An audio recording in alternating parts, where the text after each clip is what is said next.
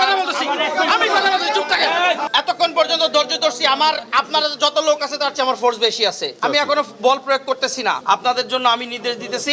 আপনারা এই যে ভায়োলেন্সটা করতেছেন, আমাকে আইন প্রয়োগ করতে বাধ্য হইতে হবে। আমরা কোনো পক্ষের না, আমরা কোনো পক্ষের না। আমরা দুই পক্ষকে বলবো এই এই এই গেটের মূল ফটক থেকে বাইরে যে অবস্থান নেন।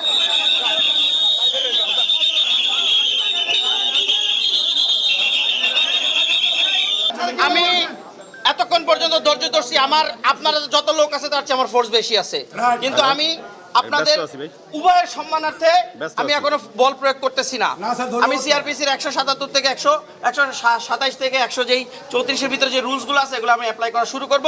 তার আগে ম্যান্ডেটরি কথা হচ্ছে যে আপনাদেরকে আগে সতর্ক করতে হবে আমাকে। আমি একজন সিনিয়র অফিসার হিসেবে, আমার এসি আছে, ওসি আছে, আমি উভয় পক্ষকে সতর্ক করতেছি। আপনাদের জন্য আমি নির্দেশ দিতেছি, আপনারা এই যে ভায়োলেন্সটা করতেছেন, আমাকে আইন প্রয়োগ করতে বাধ্য হইতে হবে।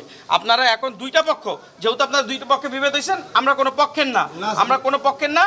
আমরা দুই পক্ষকে বলবো এই এই এই গেটের মূল ফটক থেকে বাইরে যে অবস্থান নেন, সকালে যেভাবে অবস্থান নিয়েছেন সেভাবে নিতে পারেন, আমাদের কোনো সমস্যা নাই, শান্তিপূর্ণভাবে। আমরা কোনো পক্ষের না। তো আপনারা দুপক্ষই এখন চলে যাবেন, আমি উভয় পক্ষকে 5 মিনিটের ভিতরে বাঁশি ফু দিয়ে বের করে দিব। এর ভিতরে আমি বলছি, কথা বলতেছি, আমি কথা বলতেছি, চুপ থাকেন, চুপ থাকেন, একদম কথা বলবেন না। আমি কারো পক্ষের জন্য এখানে আসি না। আমি শেষ করি না কথা, আমি আপনারটা শুনলে ওনাদেরটা শুনতে হবে। এই জন্য আমি বুঝছি, আমরা কি বোঝার লোক না।